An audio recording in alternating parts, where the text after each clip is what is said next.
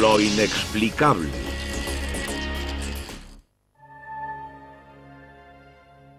El cielo. La humanidad siempre se ha visto atraída por su poder. Parte de nuestra fascinación reside en los extraños objetos que se han avistado en el cielo desde el principio de los tiempos. Los informes de objetos volantes no identificados llegan de todo el mundo. Sin embargo, la comunidad científica los ha tachado de informes insustanciales de fenómenos no verificables. Aún así, los avistamientos alimentan nuestro interés de recibir visitas de alienígenas y nuestro deseo de contactar con la vida de otros planetas.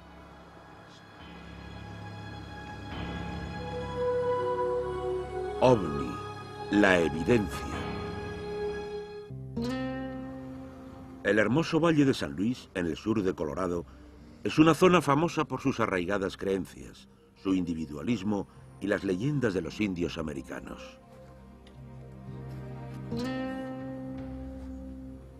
Situado en las montañas de Sangre de Cristo, el valle atrae desde siempre a los investigadores de ovnis, ya que los avistamientos forman parte de la historia de la zona.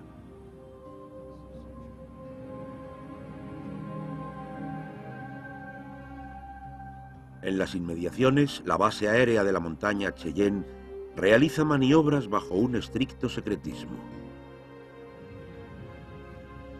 Algunos residentes, como Jim Roberts, nos cuentan las historias de sus avistamientos. Son objetos que se asemejan a la luna en noches que no la hay y que van por encima de las cumbres de las montañas. A veces parecen las luces de un coche que de repente cambian de posición y se colocan la una sobre la otra y que desaparecen a gran velocidad. Jimmy Lloyd es un coronel de las Fuerzas Aéreas retirado. Asegura haber visto una nave enorme en el Valle de San Luis en enero de 1994. El día estaba despejado y yo iba por la carretera. De repente apareció un objeto en el parabrisas del coche y se dirigió hacia Oak Creek Grave. Empezó a descender y se metió por esa grieta. Era como una herradura al revés, rodeada de un arco de luces verdes. Iba a más de 30.000 kilómetros por hora y no hacía nada de ruido. Absolutamente nada de ruido. Ese mismo día, el radar de la base aérea de la montaña Cheyenne captó un destello en el corazón del valle. Justo en el mismo sitio que afirma haberlo visto Jimmy Lloyd, en pleno corazón del valle.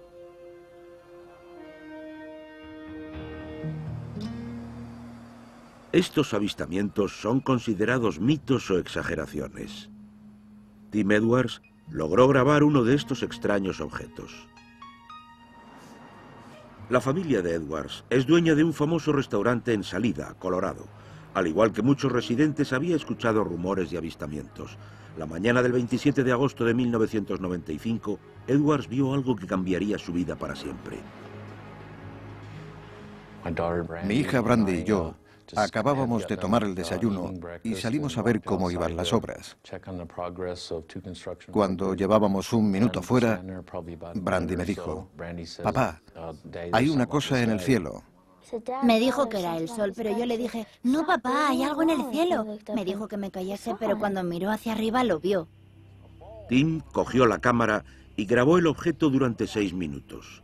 Las imágenes que están viendo pertenecen a la grabación de Tim. Una nave espacial cada vez más grande.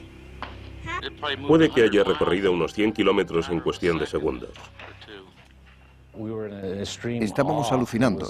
Nos quedamos petrificados, paralizados. ¿Qué era aquella cosa?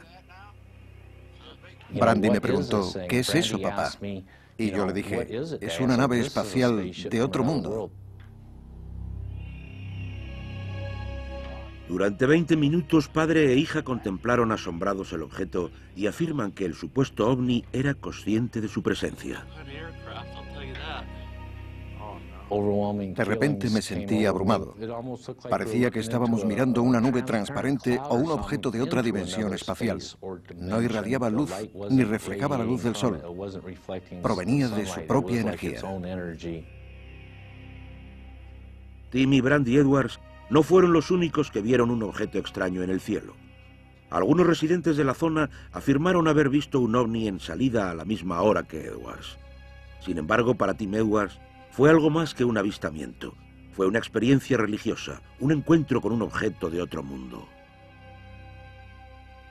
A mi familia le costaba entender cómo me sentí. Fue como si una carga eléctrica recorriera todo mi cuerpo. Empecé a tener estos sentimientos profundos. Ufólogos, periodistas y curiosos se acercaron a la comunidad rural con la esperanza de volver a ver algo semejante. La periodista local, Arlene Sowell, investigó en los archivos locales y descubrió que los avistamientos se remontan a la Primera Guerra Mundial. Mirando en los periódicos antiguos, aquí en la hemeroteca de Mountain Mail, encontré una referencia a una nave misteriosa en 1917. Los testigos afirmaban haber visto un objeto en forma de cigarro que cruzaba el cielo en el mismo sitio en que Tim Edwards vio el ovni, y la descripción se correspondía con el mismo objeto que vio él. Antes del avistamiento, Edwards no tenía interés alguno en los ovnis, ni en los extraterrestres. Ahora está convencido de que los extraterrestres lo eligieron para que difundiera su mensaje. La espiritualidad de la situación, básicamente, me hizo emprender la misión de comunicarle al mundo lo que había pasado en salida y lo que pasó aquel día. Debía contarle la verdad al mundo. Era casi como una obsesión. Creo que al principio Tim se obsesionó.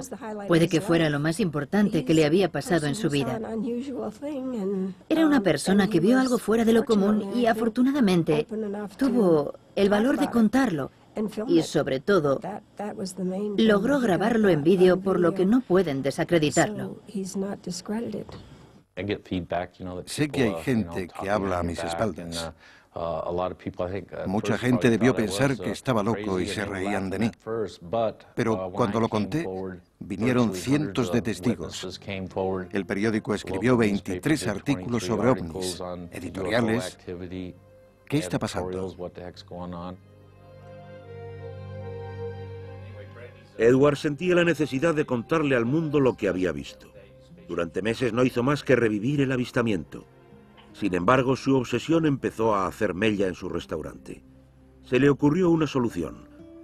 Abrió un restaurante nuevo al que llamó El Aterrizaje de E.T.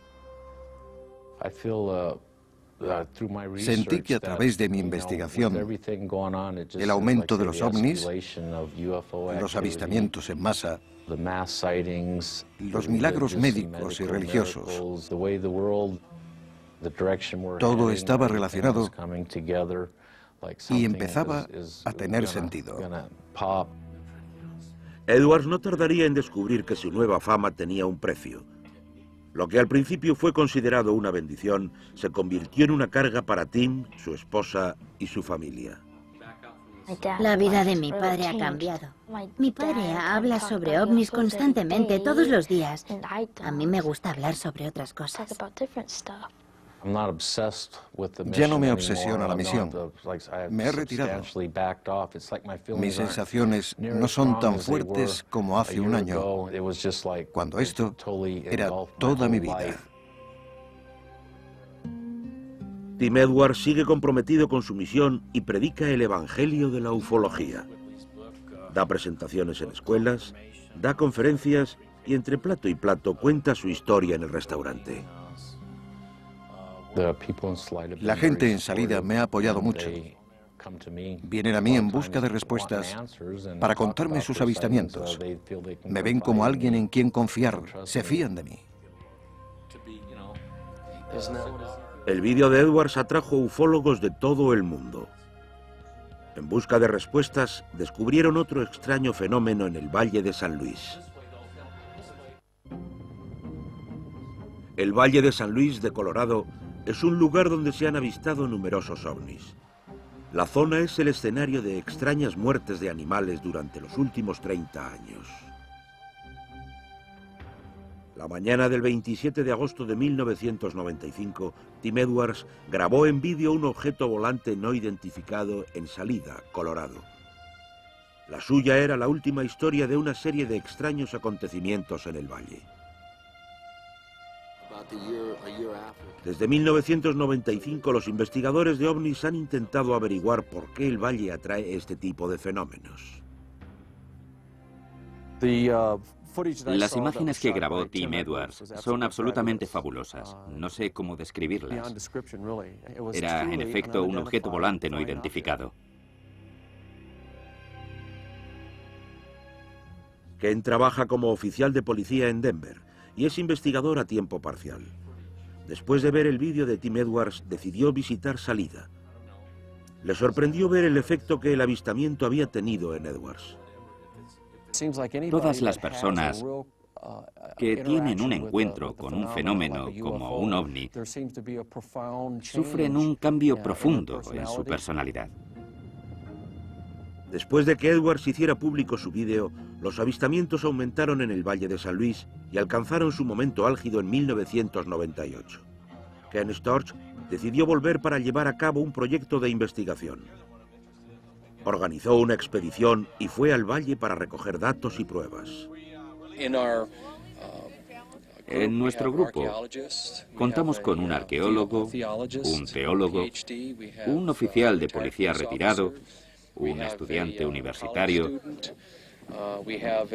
Contamos con un grupo muy heterogéneo, capaz de aportar distintos puntos de vista que nos ayudarán a obtener datos e información. Los miembros del equipo fueron elegidos tras responder a un anuncio que Storch había puesto en un periódico de Denver. Sus motivos para unirse a la expedición eran tan distintos como sus currículums. Espero que podamos conseguir pruebas suficientes para que alguien nos financie un proyecto y podamos viajar a otros puntos. Me llaman mucho la atención estos fenómenos que vamos a observar. Estamos intentando obtener información organizada. Los equipos salen a diferentes horas. Me siento bien. Es la mejor manera de obtener la información técnica que buscamos. Los miembros del grupo se turnaban para mirar al cielo. Otros recogían los testimonios de testigos que afirmaban haber visto objetos similares al que grabó Tim Edwards. Elaboraron tablas de avistamientos para ver si las apariciones seguían algún tipo de patrón. Aparte de alguna luz extraña en el cielo, el equipo no encontró pruebas de la existencia de los ovnis. Cuando la expedición terminó una semana más tarde, Storch compartió sus datos con un investigador local y escritor, Chris O'Brien.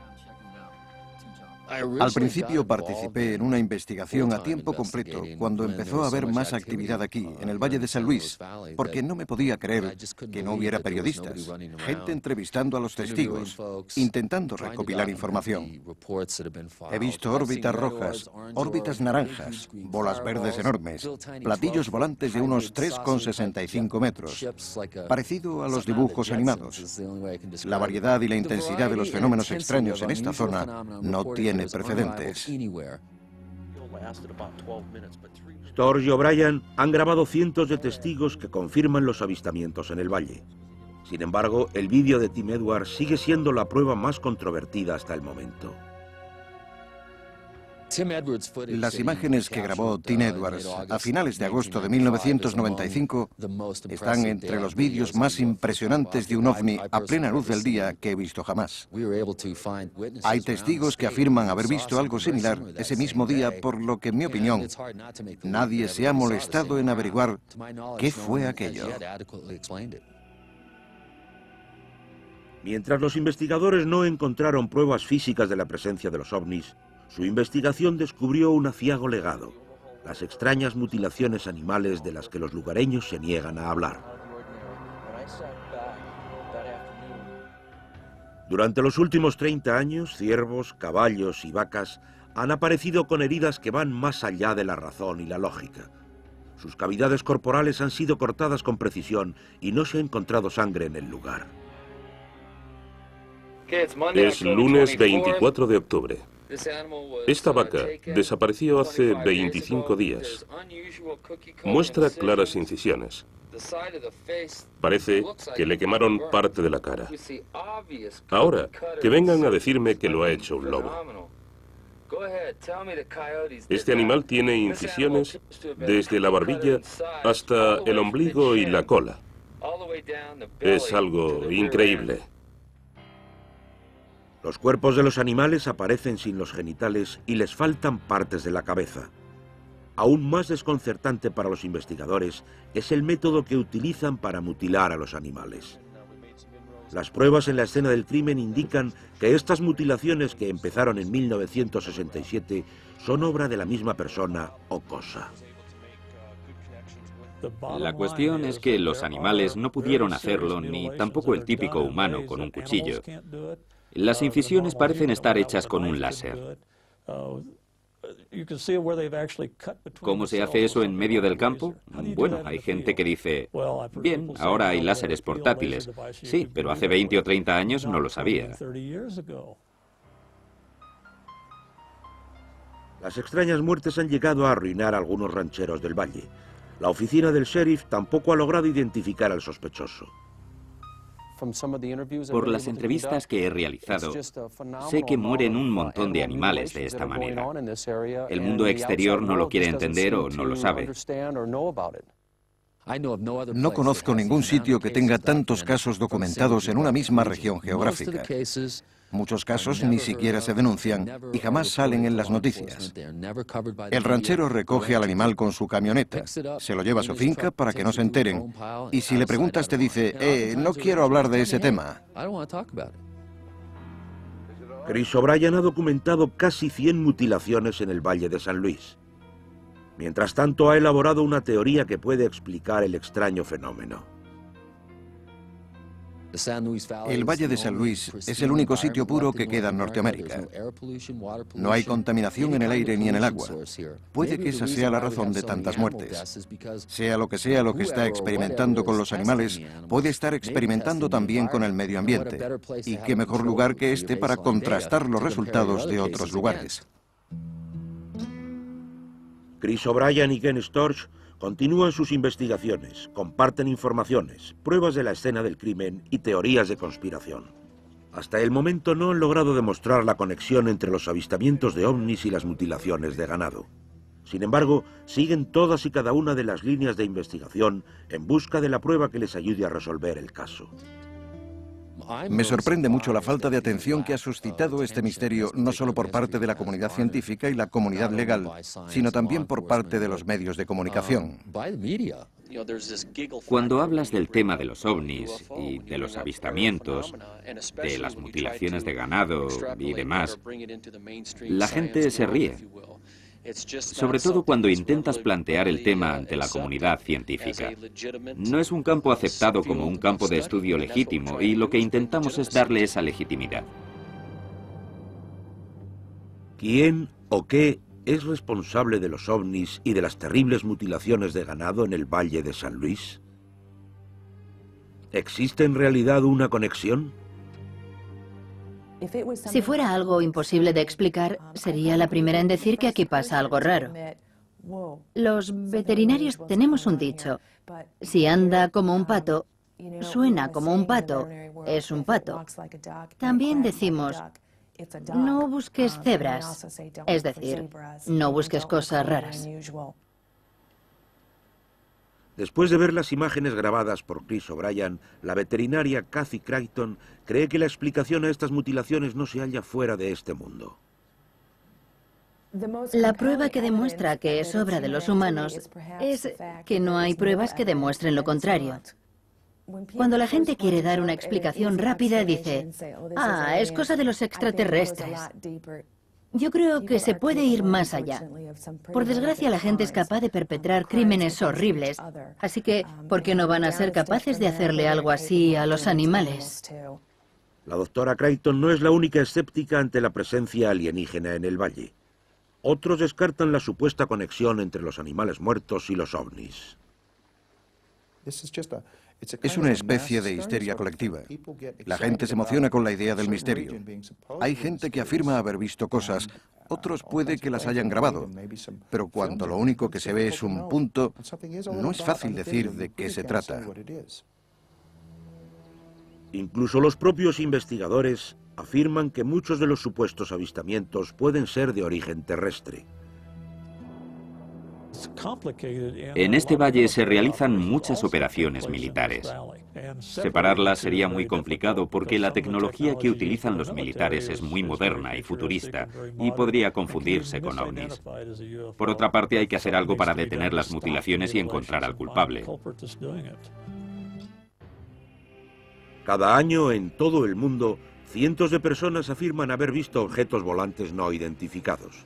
Sin embargo, casi ninguna de estas afirmaciones provienen de pilotos. El capitán Neil Daniels es la excepción que confirma la regla. El 12 de marzo de 1977, el vuelo 94 de United Airlines, que iba de San Francisco a Boston, fue desviado a Nueva York. El piloto, el capitán Daniels, afirma que durante unos segundos una fuerza desconocida se apoderó del avión. Volábamos en el vuelo 94. Estábamos a unas millas al sur de Siracusa, Nueva York. El copiloto pilotaba el avión con el piloto automático que suele estar conectado a la brújula del capitán. La brújula está en el extremo del ala izquierda, en el exterior del avión. Según el capitán Neil Daniels, el avión giró 15 grados él solo, sin que el capitán Daniels o el copiloto dieran orden alguna. El DC-10, con 200 pasajeros a bordo y a 37.000 pies de altura, cambió de rumbo. Instintivamente, miré por la ventana izquierda y vi una bola de luz muy brillante. Relucía con la intensidad de una bombilla. Mientras íbamos sin rumbo, la torre de control de Boston nos preguntó: United 94, ¿qué intenciones tiene? Y le dije: bueno, aún no lo sabemos, pero se lo diré en cuanto lo tengamos claro. El capitán Daniels afirma que él y su tripulación vieron una luz intensa durante 3 minutos. Daniels asegura que los pasajeros se mantuvieron ajenos a este hecho. Cuando lo vi por primera vez, venía hacia el ala. No sabría decir a qué distancia estaba. Era muy brillante. Vi cómo desaparecía por detrás del ala, a las 8 en punto, a gran velocidad. De repente desapareció por completo. El capitán Daniels avisó por radio a control aéreo. Quería saber si había tráfico a la altura del ala izquierda del avión. Le dijeron que no había nada en el radar. La luz y la fuente magnética que interfirió con el sistema de navegación del avión eran todo un misterio. El ingeniero se volvió a sentar y dijo: no sé si contar esto. No se lo voy a contar a nadie. Teníamos que haber vuelto antes y lo último que quería era pasarme la noche respondiendo preguntas. Así que optamos por no decir nada. El capitán Daniels no podía borrar de su mente el incidente, pero siguió manteniéndolo en secreto. Sin embargo, 6 meses después decidió contarle a su jefe lo que había pasado. Así que se lo conté. Le dije lo que había visto la primavera pasada. Su reacción fue: siento mucho que haya sido así. Y le pregunté por qué. Dijo: bueno, a la gente que ve cosas raras le pasan cosas malas. Me dije: ¿qué? Y me callé y no dije nada más en los siguientes 7 años. Neil Daniels se jubiló en 1980 y solo entonces se sintió capaz de hablar del incidente. Dice que los pilotos comerciales que hablan de los avistamientos de ovnis pagan un precio muy alto por su testimonio. Daniels sigue sin conocer la fuente de la luz pero está convencido de lo que vieron él y su tripulación. Desde el incidente, Neil Daniels es el único que ha decidido contar su versión. A día de hoy, su ingeniero es piloto de una aerolínea comercial y el copiloto está jubilado. Ambos han rechazado nuestra invitación de hablar. Me he puesto en contacto con los dos caballeros. No puedo dar sus nombres. No quieren que se conozca su identidad. He hablado con ellos y me han dicho que no quieren hablar del tema.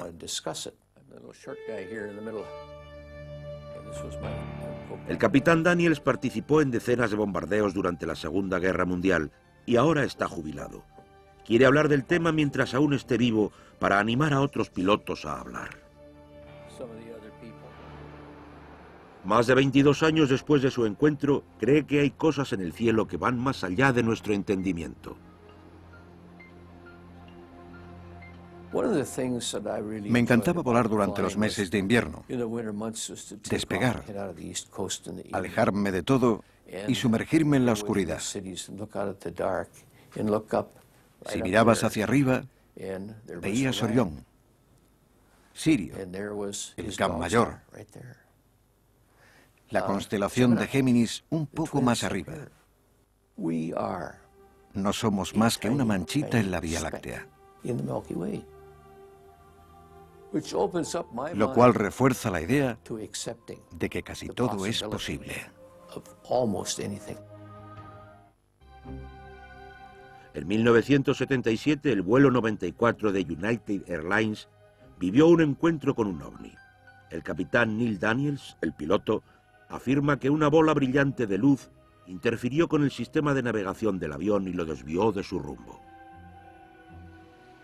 Temiendo por su trabajo, el capitán Daniels no dio los detalles de su historia hasta que se jubiló en 1980. 4 años después, el científico Richard Haynes se enteró del caso del DC-10 a través de otro investigador y se puso en contacto con Neil Daniels. Haynes ha investigado más de 3.000 casos de ovnis y aviones. Cree que el piloto es un testigo fidedigno. He llegado a la conclusión de que a pesar de toda su experiencia, cuando tuvo que evaluar de qué se trataba, no supo responder. Esa es otra de las razones por las que me involucré en el proyecto.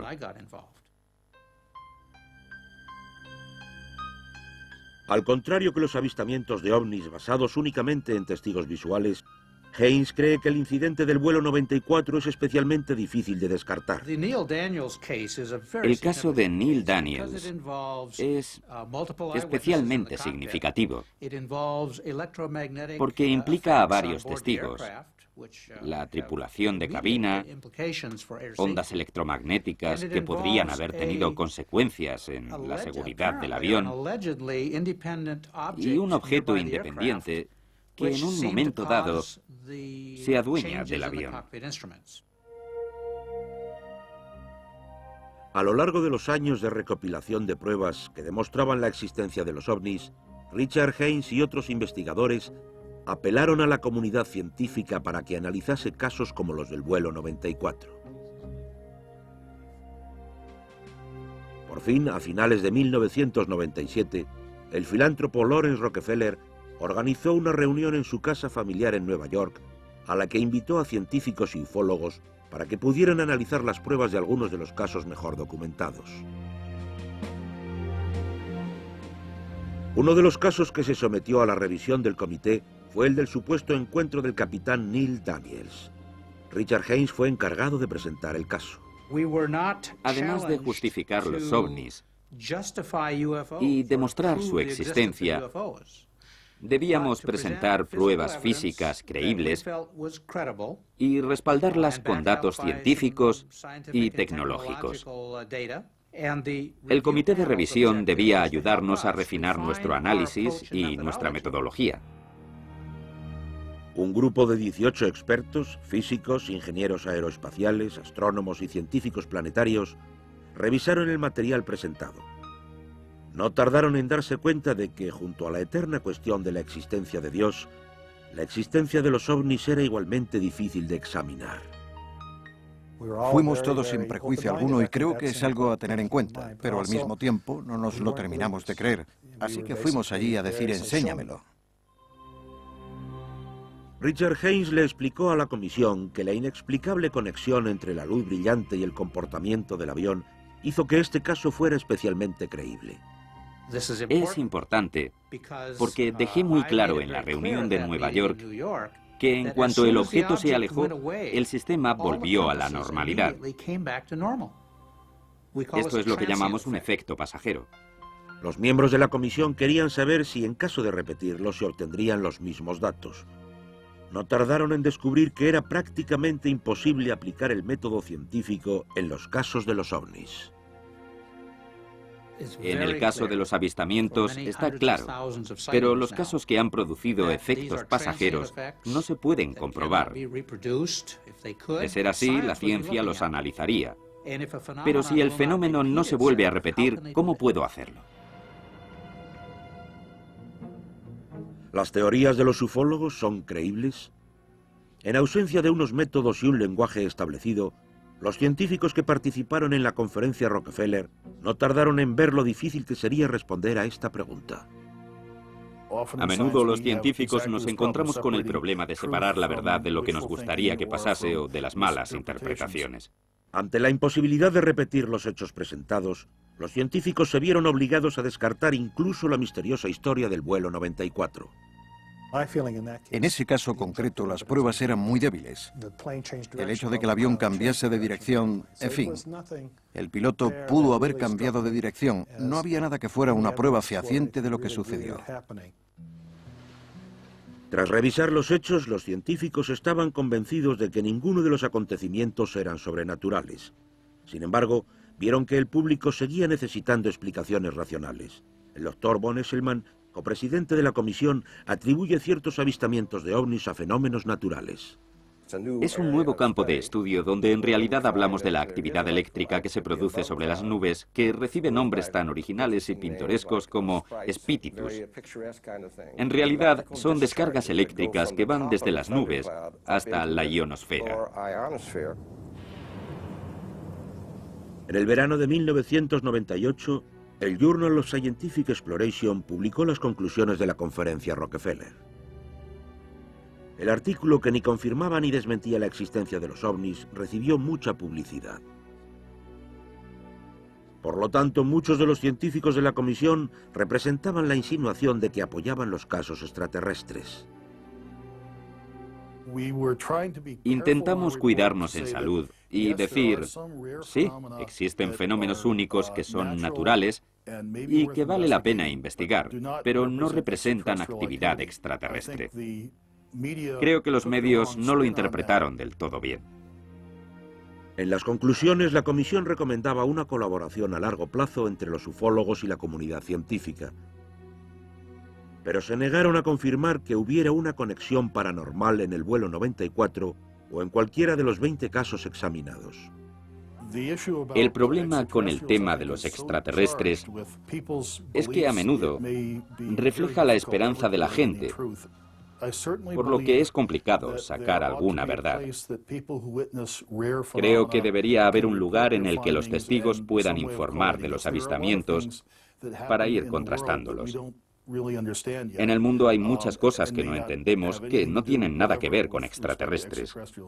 Hay cuestiones muy interesantes en los datos que se nos presentaron. No me convencieron de que sucediera algo extraordinario. Al mismo tiempo es interesante, pero no creo que sea obra de los hombrecillos verdes. El sur de Arizona, el mejor lugar donde ver el cielo de Estados Unidos. La meca de los astrónomos. A lo largo de la historia se han observado y grabado muchos objetos volantes no identificados en esta zona. Aquí, en las inmediaciones de Tucos, los astrónomos comparten su visión del cielo con los ufólogos. Hay cientos de observatorios, incluyendo uno construido por la Iglesia Católica.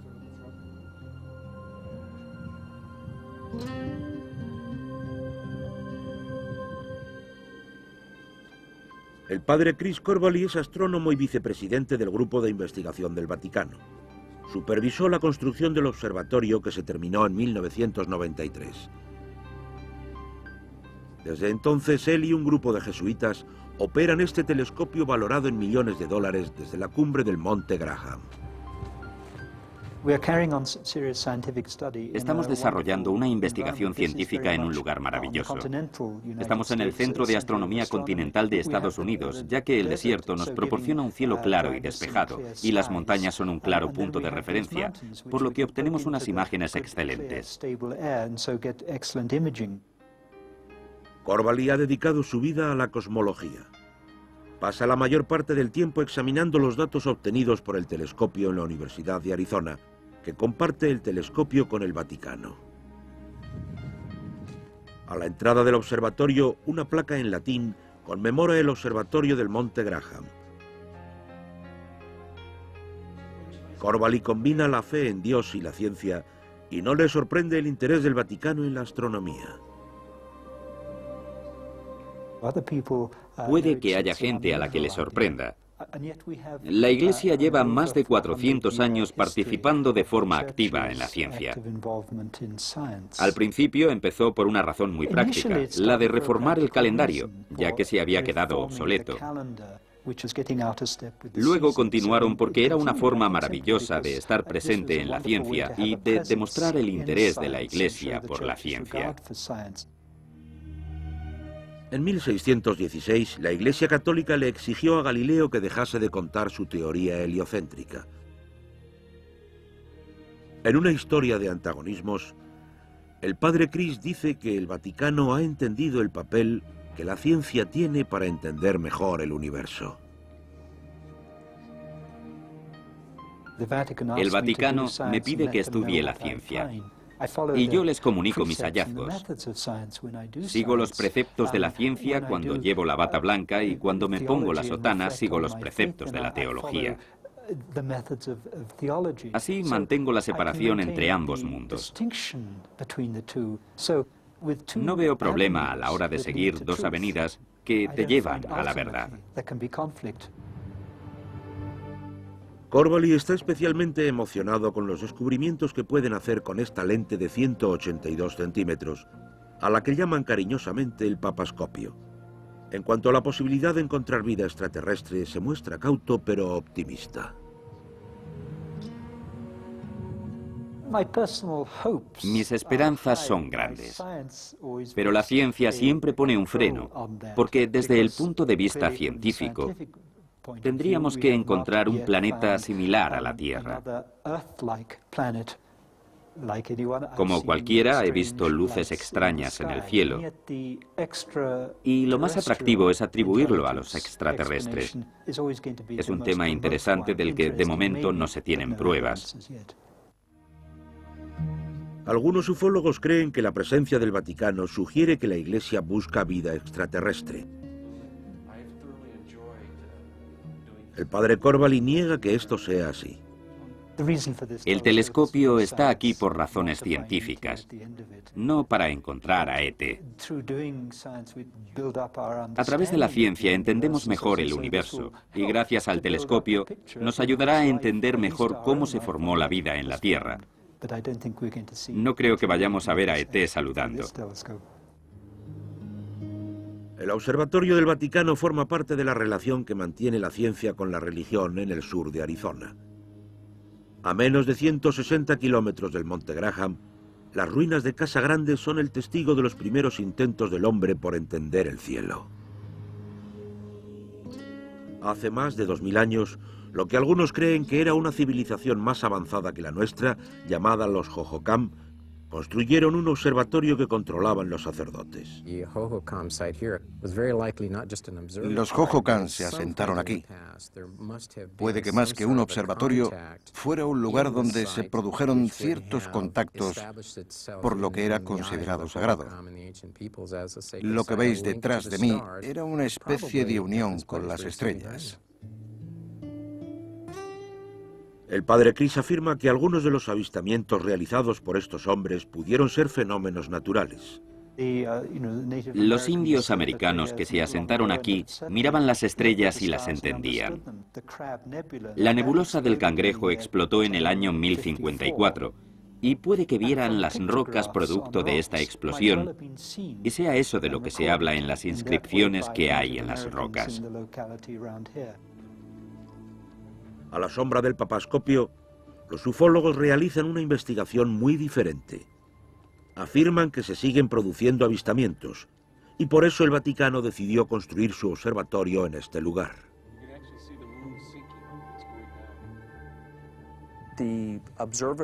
El observatorio de la Iglesia Católica está a pocos kilómetros de las ruinas de Casa Grande. Las inscripciones en piedra de las ruinas demuestran que existe una conexión espiritual. Los que formamos parte de la comunidad de estudio de los ovnis sabemos que esta zona es especial y por eso nos dejaron su testimonio por escrito. No creo que nadie pueda venir a este lugar y no sentir su magia.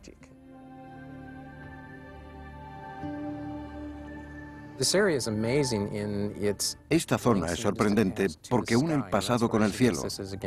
Es un lugar al que vienes a ser uno mismo con el universo y con el Padre Cielo. Creo que lo que intentamos hacer es volver al cielo, volver al lugar en el que nacimos. Los avances científicos y tecnológicos expanden nuestro conocimiento del universo. ¿Puede que algún día nos lleven a descubrir la existencia de formas de vida alienígenas? Creo que es estupendo que el Vaticano esté abierto a la posibilidad. No hace muchos años, la gente ni siquiera creía en la materia orgánica que provenía del espacio exterior. Me parece una forma estupenda de encontrar formas de vida donde sea. Por otra parte, no creo que se establezca ningún contacto. Un buen científico debe ser una persona de fe. ¿Por qué? Porque en este caso hablamos de ovnis, un fenómeno que no he visto. Creo que Dios creó la vida en este y en otros planetas. Seguro que hay otros lugares en los que tienen programas espaciales, como nosotros, y que ellos han llegado aquí primero. Hasta que se establezca el contacto, si es que se llega a establecer, el Observatorio del Vaticano y los ufólogos seguirán observando los cielos. Si hay vida, será en parte creación de Dios. No creo que la creación sea mala, más bien al contrario. Hablamos del Creador que lo fundó todo. Tal y como nos cuenta en el Génesis, todo era bueno. Y nosotros formamos parte de ese proceso. En el empeño de la humanidad por entender el cosmos, las líneas que separan la ciencia y la fe se tornan cada vez más borrosas. Desde los albores de la era espacial, nos hemos planteado la misma pregunta. ¿Hay vida más allá? A medida que nuestra habilidad para adentrarnos en el espacio exterior crece, la respuesta a esta pregunta sigue rodeada de las brumas del futuro.